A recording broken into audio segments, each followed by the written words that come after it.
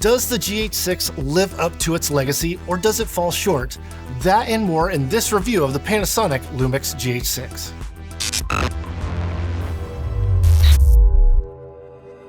Being a beginner is tough and it's hard to know where to start. That's why we made a shopping list of the 9 essential things every beginner filmmaker needs.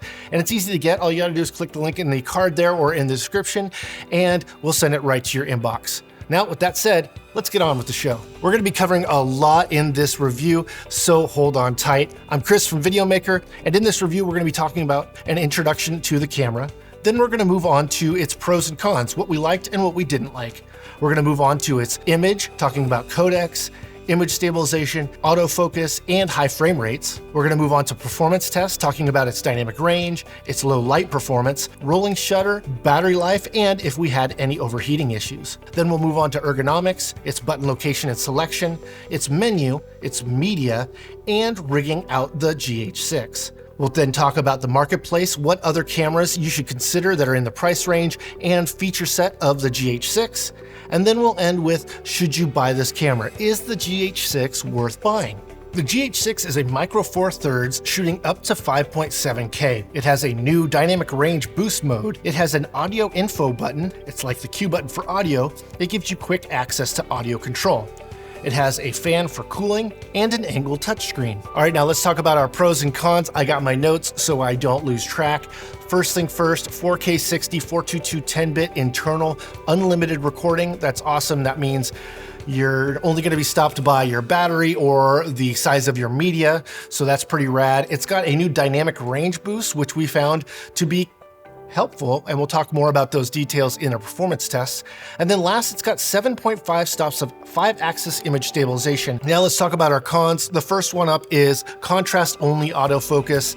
This means that if you are in a situation where you don't have great strong contrast, it's gonna struggle. We're gonna talk about that more in our autofocus tests. It is really about the same size as a S series camera, the S5. So it isn't necessarily a smaller camera these days. And then lastly, it has 2 media card slots, but they're not the same media, and that's kind of a bummer. So we'll talk more about that in the media section. Starting off with the image sensor stuff, it's a 25.2 megapixel live MOS micro four thirds sensor. It can shoot ProRes 422 HQ, and it can shoot up to 5.7K, which is 5728 by 3024 at 2997 at an amazing 1900 megabits per second. Its image stabilization is dual IS-2 with 7.5 stops, 5-axis image stabilization. It's autofocus. We talked about this. It's contrast only. It's kind of a bummer, and it is not going to be suited for all uses. The big thing here is if you're just dealing with contrast in situations where maybe you want to have really dramatic lighting and you don't have strong contrast between your subject and its background, it's going to have a harder time there. It does have face and eye detection. As you can see right now, it is actually filming me and in autofocus. Now it's going to be able to see my face because I'm facing it, but if I was to look away from it, it would lose my head altogether. We just didn't find it kept up that great with me running towards the camera or even popping in and out of frame. In general, it would be fine in a static shot like this one, but if you are doing any kind of active shooting, it's unlikely going to be the choice you want. It would be much better to just manually control your focus or use tap focus if you really need to, but having it actually track, it's not that great. It has quite a bit of frame rate options, starting with 5.7K in 60 frames per second. 60p is definitely about what you need for cinematic slow motion. You might push it to 120, but unlikely you need to push it above that unless you have some kind of specific special type shot, which of course this camera can handle. It shoots up to 120 frames though in 4K, and then can shoot up to 300 frames per second in full HD. So let's move on to the performance test. Let's start off with dynamic range. Now we shot on our DSC Labs Xyla 21 chart showing us how many stops of dynamic range you can expect from this camera. And now with its new dynamic range boost, what does that mean practically? When shooting with the boost on, we saw 12 to 13 stops of dynamic range. Now we saw 11 stops of dynamic range when shooting just in Vlog with the dynamic boost off. So getting 2 more stops is going to be pretty fantastic in those situations where your shot is overly dramatic and you don't want necessarily to have that huge sway. You'll be able to have more dynamics in the shot. Moving on to low light performance, we do an ISO ramp from ISO 100 all the way up to its highest ISO. ISO, and that's to find out at what ISO level noise is introduced into the image, and then at what point is there too much noise to get a professional result. Now, we started off at ISO 100 and going all the way up to ISO 1600. It was quite noiseless, definitely no problem at all. And then the noise starts at 1600 ISO and goes up to 6400 ISO. We wouldn't shoot too much higher than that. You start to get more noise than you would like to have. It starts to color shift, and that's just not a great thing, and it's definitely not very easy to correct after the fact. All right, for rolling shutter, the camera has some rolling shutter. It's not bad, it's not great, but it's there. We wouldn't be concerned about it too much. It's definitely typical for a camera like this. Now, moving on to battery life, we saw 80 minutes, 1 hour and 20 minutes worth of battery life. So if you're trying to do a continuous shot, that's about all you can get with the internal battery. However, you can run the camera off a USB power, so you can have longer than that. And we didn't experience any overheating at all when we were shooting the camera. Not in any of the high frame rates, not in the high data rates, nothing. It could handle all of that. And that's likely due to its new fan and a little bit thicker body to be able to dissipate that heat. All right, let's move on to ergonomics. The first things first, this is the on-camera monitor.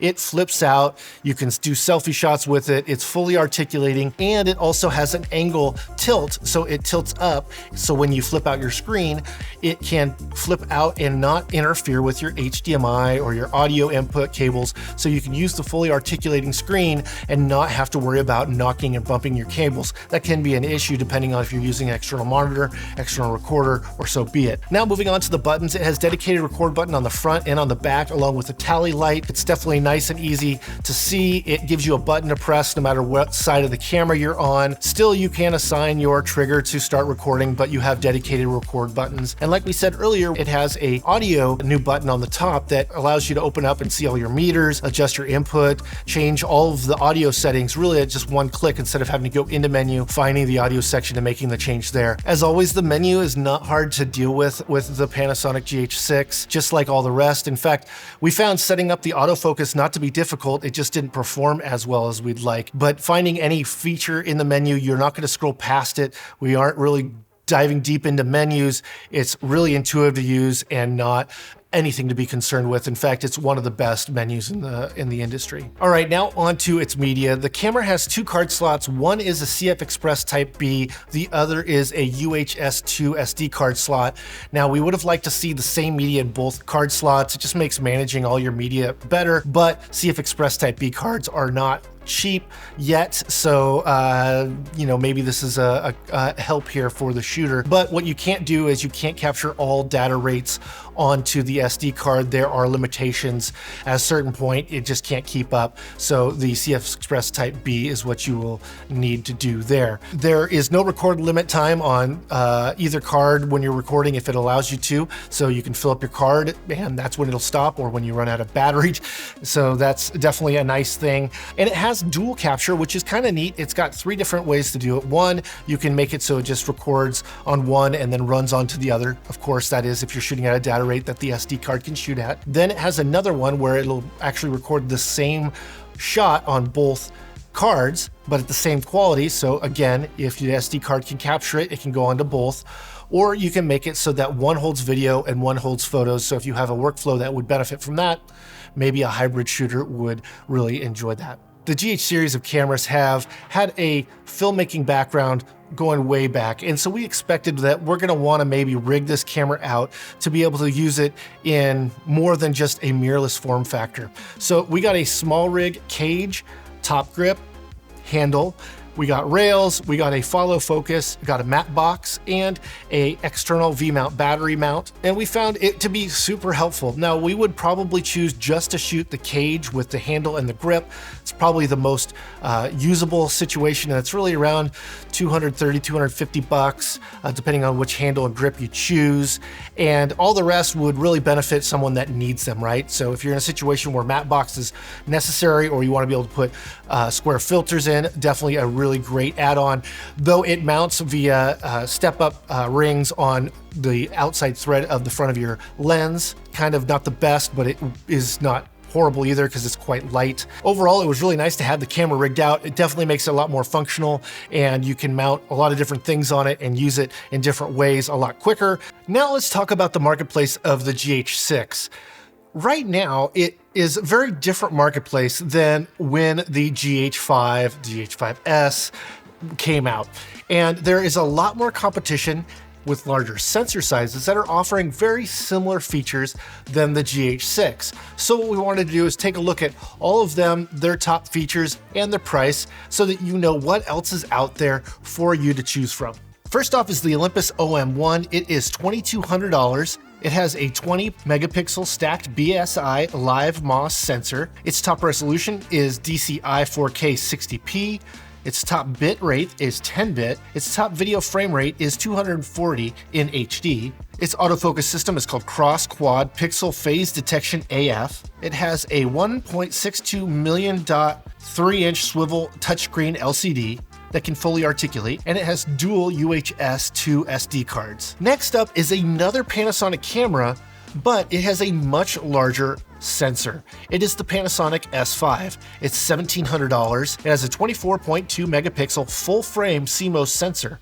It can shoot up to UHD 4K in 10 bit and can shoot up to 120 frames per second in HD. It has contrast detect 225 area DFD autofocus system, and its rear screen is 1.84 million dots and is 3 inches and is also a fully articulating screen. It offers dual UHS SD card slots. Next up has a little bit larger sensor, but not quite as large as the S5, and that's the Fujifilm X-T4. At $1,700, it has a 26.1 megapixel APS-C X-Trans BSI CMOS sensor. It can shoot up to DCI 4K in 10 bit, and it can shoot up to 240 frames per second in HD. It has a 425-point hybrid AF system, and its rear screen is 1.62 million dot 3-inch vari-angle screen. It also has dual UHS SD card slots. Last up is the Panasonic GH5 II. Watch our unboxing here in the card where we compare the GH6 to the GH5 as far as its size goes, so you can get a little idea there. At $1,500, it has a 20.3 megapixel live MOS sensor with AR coding.